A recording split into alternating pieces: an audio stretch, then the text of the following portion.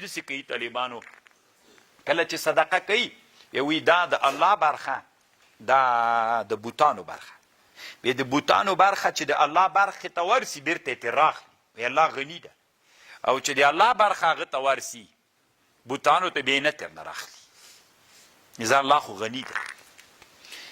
تاسو فکر وکړئ طالبانو قرآن بیخي ډېر چې یادوي طالبانو هغه دا چې د سره څوک شریک نیسي.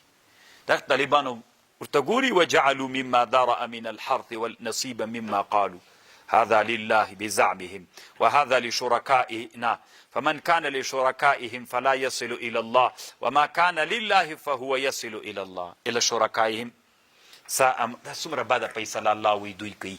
نو اوس زه نه پوهېږم طالبانو په همدغه ټولنه کې انسانان شته که نشته د علماو په نامه به نه وي چې څوک شرک ډېر یادوي دا وي د وابیانو د پنجپیریانو نښه ده.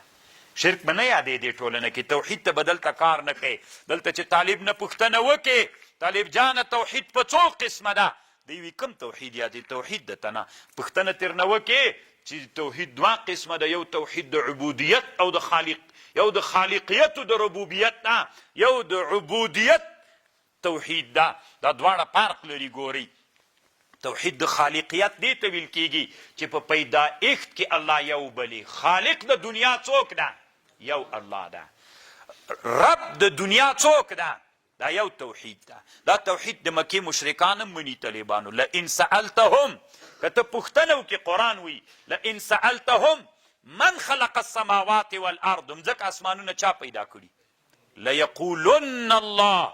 د مکې مشرکانو کوم توحید منه د خالقیت منه هغوی هم ویلې چې دنیا چا پیدا کړې الله پیدا کړې. طالبانو دا هندوان څه دي دا اوس هندوان دا مشرکین دي خو دوی سره چې کینې دوی توحید د خالقیت مني رب مني طالبانو الله مني اتنا تاسې رب خو نه ده د موږ رب هم ده منی دنیا یې پیدا کړي اسمانونه یې پیدا کړي دا مني. خو طالبانو په عبادت کې اختلاف ده. توحید د ربوبیت او د خالقیت ټول مني خو په چا کې اختلاف ده د عبادت کې. الله وی قرآن الله راولیږه چې عبادت هم نو بیا د همدغه یو رب وکوي. چا د عیسی علیه السلام رب کو عبادت کو د مکې مشرکانو د چا عبادت کو د بوتانو چا د لمر عبادت کو چا د عیسی عبادت کو علیه السلام چا د غوا عبادت کو چا د بوت عبادت کو چا د تشي چا د تشي. قرآن الله د کم توحید دپاره رالیږلی د عبودیت که د خالقیت د عبودیت دپاره. طالبانو علامه شیخ الاسلام ابن تیمیه رحمه الله یو کتاب جوړ کړی درر العقل درر تعارض العقل والنقل وجلدونو کې کتاب د طالبانو ما سره شته.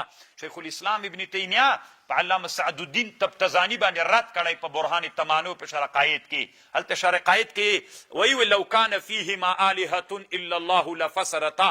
دلته طالبانو شرقایت کې کم توحید ثابتي په دې آیات د خالقیت ثابتي طالبانو لکه شرقایت مولیان د ووته د موږ هلته داسې وایو لو کانه که په د مځکه او اسمان کې دوه خالقان وی دوی به ویل زه زید پیدا کوم بل وی زه مړ کوم نو فساد به راغلی.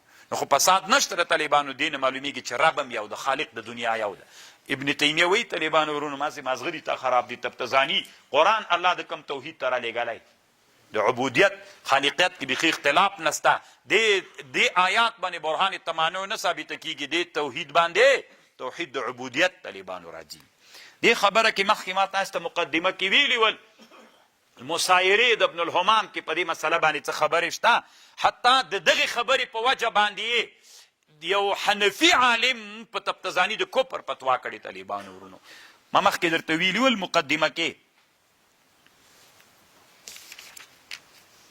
وکذلک زین لکثیر من المشرکین همدارنګه ښایسته کړل سوې ده ډېرو د مشرکینو دپاره قتل اولادهم چا ورته زینه ښایسته کړې وه ډېرو مشرکینو ته قتل د اولاد چا ورته ښایسته کړې وه شرکاؤهم لیردوهم چې رد کي دوی ولیلبسوا علیهم او چې التباس راولي په دوی باندې دین د دوی ولو شاء الله ما فعلوا فذرهم پرېږده دوی وما یفترون.